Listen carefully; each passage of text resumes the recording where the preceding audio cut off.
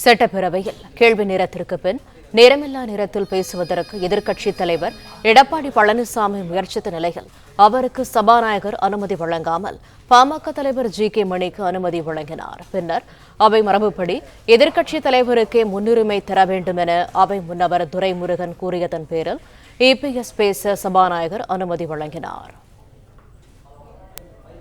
கூடுதல் தகவல்களை தருகிறார் எமது செய்தியாளர் பாண்டியராஜன். வணக்கம், விவரங்கள் என்ன? தமிழக சட்டப்பேரவையில் இன்று வினாக்கள் விடைகள் நேரம் முடிந்ததன் பிறகாக நேரமில்லா நேரத்தில் நடைபெற்றிருக்கக்கூடிய பிரச்சனைகள் சம்பந்தமாக மக்கள் பிரச்சனைகள் சம்பந்தமாக பேசுவதாக கூறி எதிர்க்கட்சித் தலைவர் எடப்பாடி பழனிசாமி பேசுவதற்கு முயற்சி செய்தார்.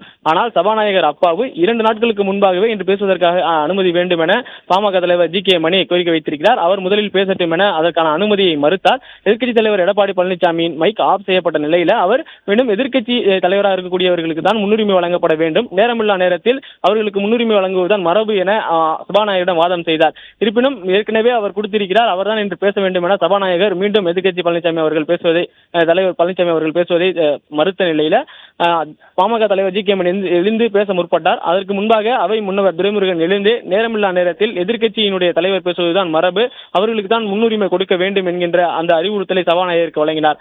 அதன் பிறகுதான் எதிர்க்கட்சி தலைவர் எடப்பாடி பழனிசாமி அவர்கள் பேசுவதற்கான வாய்ப்பு வழங்கப்பட்டது. தனது உரையை தொடங்கும் முன்பு, அதாவது இந்த நேரலையில் சட்டமன்ற உறுப்பினர்கள் அதிமுக சட்டமன்ற உறுப்பினர்கள் பேசுவதை காண்பிக்கவில்லை என்பதை காட்டி பேசிய எடப்பாடி பழனிசாமி உரையை தொடங்குவதற்கு முன்பே அவை முன்னவர் துரைமுருகன் அவர்களுக்கு நன்றியை தெரிவித்து அவருடைய உரையை தொடங்கியிருக்கிறார்.